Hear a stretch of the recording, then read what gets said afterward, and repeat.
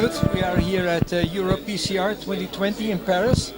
I have here with me Dr. Cortes Villar from Zaragoza in Spain, a long-time collaborator and very active in the QFR. And we learn a lot from you. We have been doing validation studies with you. We provide early versions. You provide feedback, so that's extremely helpful. You also mentioned to me some time ago that you, the younger generation, are say very ready to go and use this also in clinical practice. Can you say something how it works nowadays in your hospital? Yes, it's my pleasure to stay here with you. I think younger people like me we are more easy to ask to use this new technology because we are more comfortable with computers, and we have to change the interventional cardiologist. Probably a few years ago, only with coronary angiography was enough to treat or not to treat, but now we think we step forward and to be more sure to treat or not to treat, or how to treat, and with applications like QFR, with software like QFR, we can avoid it. Yeah, and of course to help also the older generations, but also to make life simpler in daily practice. We are simplifying the QFR, as you've seen. We are taking out steps, do things more and more automated, based also among others upon deep learning. And again, those feedback and how to apply it in practice is extremely important for us, and also for you as the clinicians who are treating the patients. What we also mentioned to you, and that we are also testing, and you will also do that, is like to look at the differentiation between focal and diffuse disease. Yeah. We have this new derivative function, which is the QFR-DS, and we will explain that later this year to the community, so to say.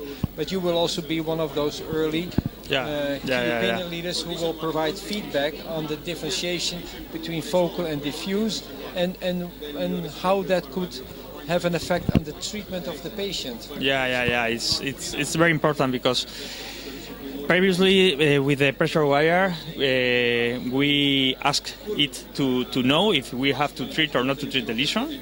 The first trial we know that 0.75 below we can defer the PCI and it's okay, and in phase 2 trial we see that we have to treat with PCI lesions above 0.80, but now we have to ask more for the technology, and it's not only important to know if we have to treat or not to treat, it's very important to know if the disease is diffuse or focal, because in my opinion we can treat very well with PCI focal lesions, but we don't have idea how to treat very long and diffuse disease.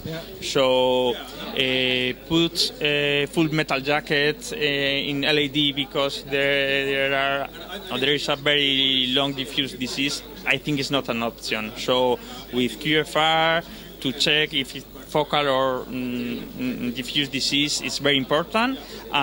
Probably we have to improve our treatment to know how to treat them. And of course you can usually see also whether a vessel is diffusely diseased or not, but to make the decision of a particular threshold, I think that is important. That is why we can contribute with numbers. That you say if the QFR-DS is the new feature less than so and so much or above so and so much, then you have a clear point of a threshold upon which you can make your decision. There's always those cases where you say, it is diffusely diseased, but how much is it? And we need to get more structure and and the quantitative data really to decide on next steps. Yeah. The problem is the world is not black or white. Exactly. The naturality is not black or white, but interventional cardiologists want to treat or not to treat above 1 point, like FFR or like stenotic aortic with a mean gradient. So a cut-off point, I think it would be very, very important to improve or to compare the results between different groups. Yeah, no, indeed, the world is not black and white, but you still need cut-off points to guide your direction and your decision making. Yeah. And then still you have your own clinical decision expertise and experience to say, well, maybe in this case I do it differently, but at least that you get multiple data points, multiple features to base your decision on. That is important. Completely agree. And that is in line with what is now often called the precision medicine. Make it patient individual. Yeah. We have to do for one patient who one patient needs. It's very important to individualize the treatment, individualize the clinical, and treat the patient all best. Yeah, absolutely. Well, that is fantastic, and we look forward to hear your responses on these new features. And it's also good to see you now face to face. Yeah. It's we do it always by Teams and by whatever means, and it's still different than that you're now talking to each other face to face. And it's a pleasure for me also. Again, thank you so much. Thank you so much look for you. To hear from you. It's okay. Thank you.